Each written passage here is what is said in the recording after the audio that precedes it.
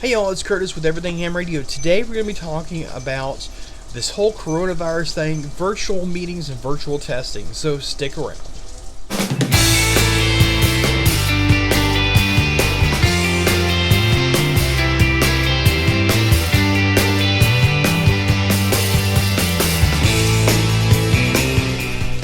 Hey everybody, and welcome back to Everything Ham Radio. My name is Curtis. My call sign is Kilo 5 Charlie Lima Mike.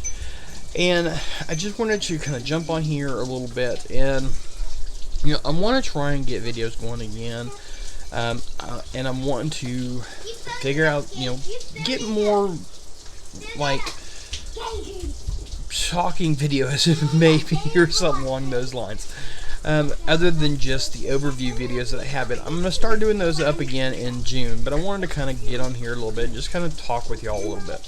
Now, with this whole coronavirus thing and the COVID-19 thing and all that, as ham radios operators, not as ham radios, but as ham radio operators, we oftentimes are, maybe in a room by ourselves, and we are, talking on the radio. So that aspect of it hasn't really changed for us. But the one thing that has changed for us is new hams coming in. Now, new hams coming in really don't have a way, for the most part, to take tests. Because it's always been that you have to go somewhere, and you have to have 3 people at least, 3 VEs to give you a test. And, you sit down with them, you take the test in this room or whatever, and you get it. Well, now that there's the stay-at-home orders and so on. Yeah, some places are opening back up a little bit. Here in Texas, we are starting to open up a little bit. We're kind of on phase 2, I think, right now, where some of the other business establishments are opening up. But there's still those, they still want you to wear your mask. And I think actually on like the 15th or something like that, probably when this one goes out, that's actually, I believe, or at least I've heard through the grapevine, that's going to be dropping as well, that you don't have to wear a mask. But, wear a mask. Good grief. I mean, it's not that big deal. Anyways, now there is a thing, and there has been several tests already given that are done remotely. Now, there's several VECs that do this right now.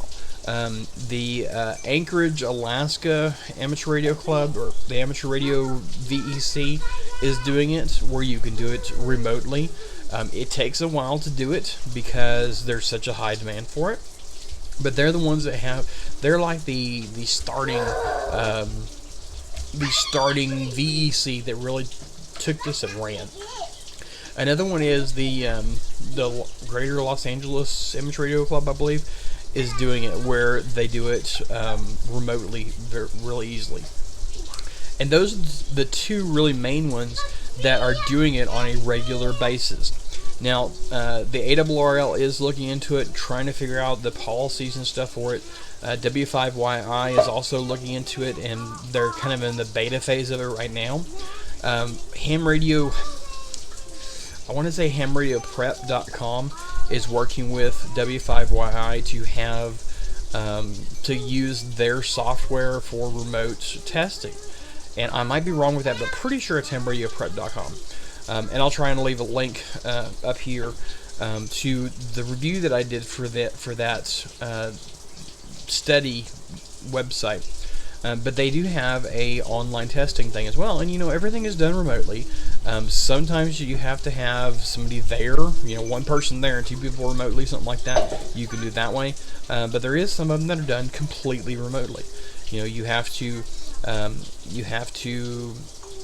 be in a room where nobody can come in, no animals, no people, nothing, and you have to use. I think typically it's used like Zoom or something like that.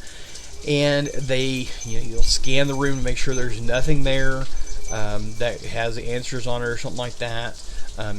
And you can't have your phone out, you can't have your computer on or anything like that.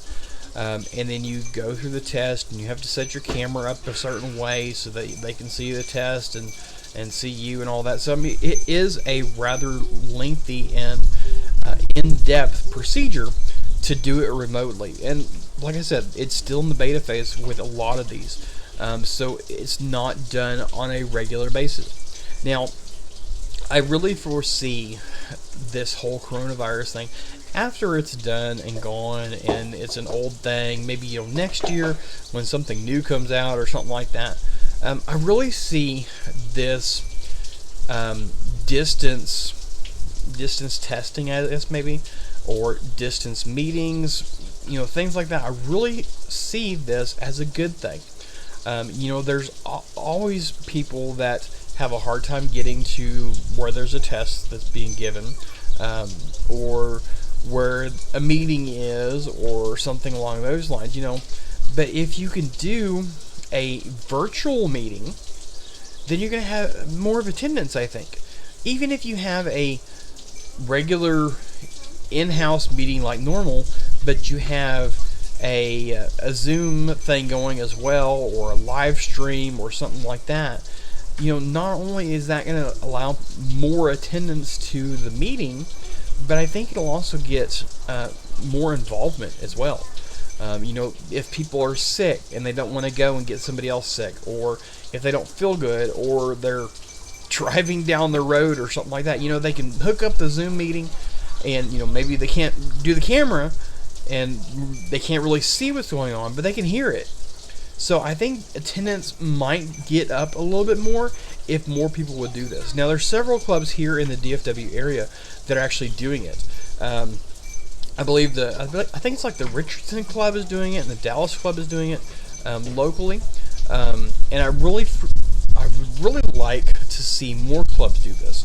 More clubs get active in trying this out, getting more involved with the virtual meetings as well. Just to get the attendance up, because like I posted a while back, and I'll try and put a card up here. Ham radio clubs, I think, honestly, are dying. If you don't have the participation, you don't have a real drive to go to a meeting, club attendance is dropping for a lot of places. And I've had a lot of comments on this video and from different areas of the U.S. and around the world that ham radio clubs are falling to the wayside. And it's sad. But I really think that this aspect of a virtual meeting, if not by itself, then added to the meeting itself, will increase our attendance.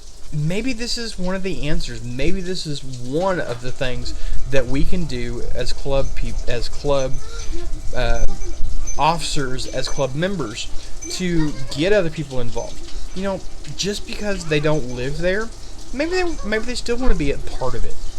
Maybe they used to be a part of your club and they moved away, but they loved your club so much that they still want to be involved with it. And having a virtual meeting can happen. That can allow them to remain a member of your club. So there's many good things about this. There's many good things that I foresee coming out of this coronavirus stay-at-home thing, and I really don't think it's a bad idea. I mean, what are y'all's thoughts on it? What are y'all's ideas about virtual meetings, virtual testings, stuff like that? Leave comments down below. Let me know what y'all think, and maybe we can get some kind of discussion going on this. I would really love that. Leave a comment below. I read every comment. I try to answer them as soon as possible. Don't always happen, but I do answer them eventually. So leave a comment below, and thank you very much for watching. And until next time, this is K5CLM signing out. 73, y'all.